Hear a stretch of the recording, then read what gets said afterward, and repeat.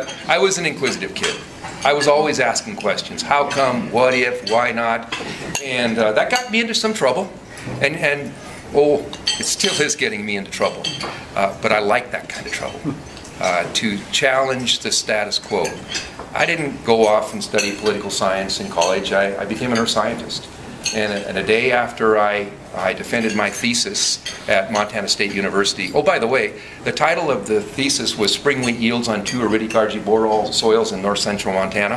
And the soil that I wrote about and became the world's leading authority writing about it was a soil series. There's 1,200 soil series in Montana. I wrote about the SCOBY. And the SCOBY soil series is found in north central Montana, north of the Missouri River. And during the last legislative session, J.P. Pomnikowski proposed that Montana have a state soil to go with our state bird and flower and tree and mountain, etc.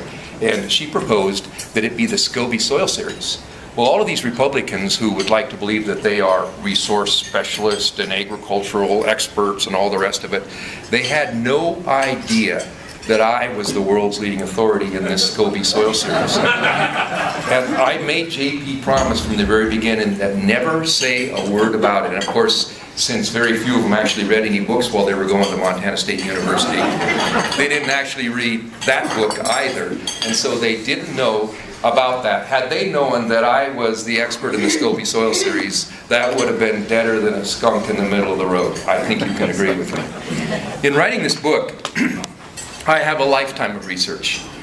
I grew up, and I grew up on the prairie where we still used wind energy for a whole lot of the energy on the farm. All over the farm we had turbines that were pumping water to water troughs that we had for the cattle.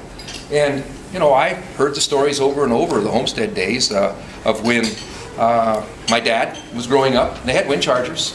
And my dad would always tell me, you know, we never had a shortage of electricity with those wind chargers. Never had a shortage of electricity. They always had more electricity than they needed. But he said it was the batteries, those damn batteries. They cost a lot of money. Sometimes they'd freeze in the winter. They'd only last for about 3 years, those damn batteries. But there was never a shortage of electricity. One time I asked my dad, Dad, what was the biggest change in your life when rural electrification came to the farm?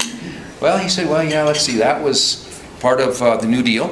FDR said, look, we can't have islands of poverty and an ocean of prosperity. You know, the utilities all across America, they had brought electricity to all the towns. You know, if you were a big town, you had electricity in 1932. If you were even a medium-sized town, you had electricity. But if you were a small town in Montana or all across the Midwest, if you were a farmer, you didn't have copper wires coming to your farm. But then I asked my dad, what was the biggest change in your life when those copper wires came? And he said, well, let's see, didn't get there till 1948. Took 13 years before we actually got it. The biggest change in our life on the farm when those wires came is we could weld on the farm at a little hotter temperature.